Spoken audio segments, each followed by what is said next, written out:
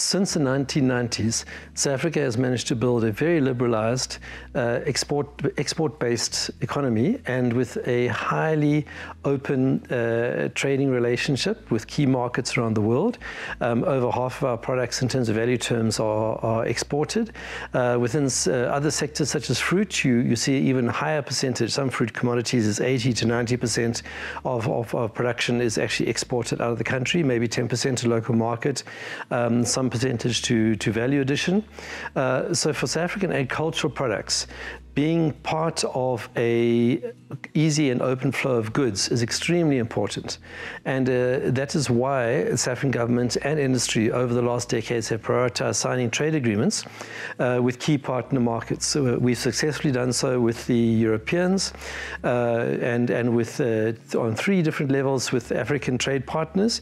We have a trade agreement in the works with India, and we also have a unilateral trade agreement with America. We fall under one called AGOA. We included in one. The agreements with the Europeans, and then now with the United Kingdom after Brexit, we signed an agreement with them.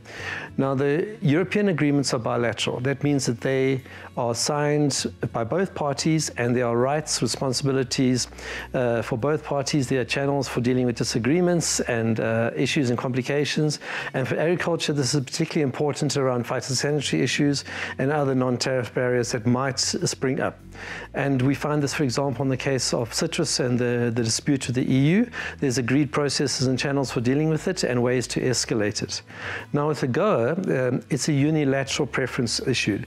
That means that the US agrees to give us a 0 import duty on a range of products. There's 1,800 under AGOA, and not just us, but to a whole set of African countries. There's 35 at the moment in 2023 that are eligible on the continent, and it's unilateral, which means that the US can choose to withdraw it based on a set of criteria. One of the criteria, actually, interestingly enough, deals with national security and US national security. The others deal with market economy, rule of law, treatment of workers, and some other conditionalities, free press, some very useful and necessary conditionalities. The national security one has been raised by some commentators recently as an area of concern, because South Africa, as a member of BRICS, maintains a close relationship with Russia and China, and out of the two, perhaps even closer relationship with Russia. And some of the manifestations of this relationship have been raised in the press recently. So let's have a look at what does this mean for South African agricultural exports under AGOA. Is it problematic to lose such access? The short answer is yes. There is really no fallback position. There was one called the GSP, Generalized System of Preferences, which has 5,000 products under there and tariff lines. Those are usually in play, but it expired at the end of 2020 and hasn't been renewed, which is unusual. However, there is a push for it to be renewed. But at the same time, there's not a direct overlap. And with an analysis of South Africa's key agri-exports and agri-processed exports to the States, we can see that if we lost access under AGOA, this GSP, even if it was in effect, would not actually cover the loss. So that means we would default to MFN, which means most favored nation, under WTO, which means we then get duties the same as any other country.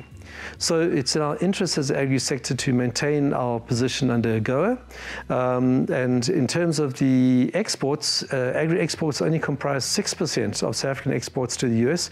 So as a country and as an economy, AGOA is extremely beneficial to the entire economy. And because we don't yet have trade agreements signed or even negotiated with the Middle East or East Asia, which are very lucrative growing areas, we are forced to rely on our traditional markets, Americas, Europe, UK, Africa, for our exports and for preferential access. So in the case of AGOA, what do we see happening? Well, at the moment, we're waiting for renewal, and those negotiations are supposed to occur, and procedures are supposed to occur by the end of next year for renewal in 2025.